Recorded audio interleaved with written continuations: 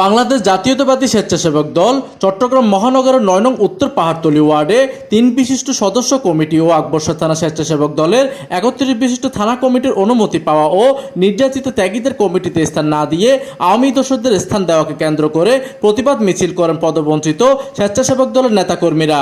থানা কমিটিতে সিনিয়র জুনিয়রদের নেই কোনো বালাই।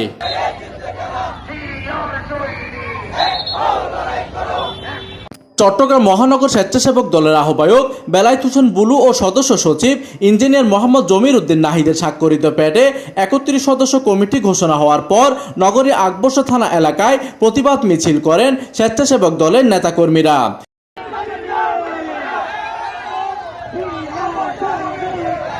এই সময় তারা বলেন, এই কমিটিতে আওয়ামী দোসরদের স্থান হওয়ায় তাৎক্ষণিক প্রতিবাদ মিছিল বের করা হয়। এই সময় ক্ষিপ্ত হয়ে তারা কমিটির অনুমোদনকারী আহ্বায়ক বেলায়েত হোসেন বুলু ও সদস্য সচিব ইঞ্জিনিয়ার মোহাম্মদ জমির উদ্দিন নাহিদের ছবিতে আগুন দিয়ে প্রতিবাদ জানান। পরে তাদের মিছিলটি ঢাকা চট্টগ্রাম মহাসড়কের বিভিন্ন স্থান প্রদক্ষিণ করে নগরী আকবর্ষা থানার আওতাধীন শহীদ মিনারে এসে শেষ হয়। প্রতিনিধি নুরুল আমিন সোহেলের তথ্য ও পাঠানো চিত্রে ডেস্ক নিউজ, দিগন্তের বার্তা 24, চট্টগ্রাম।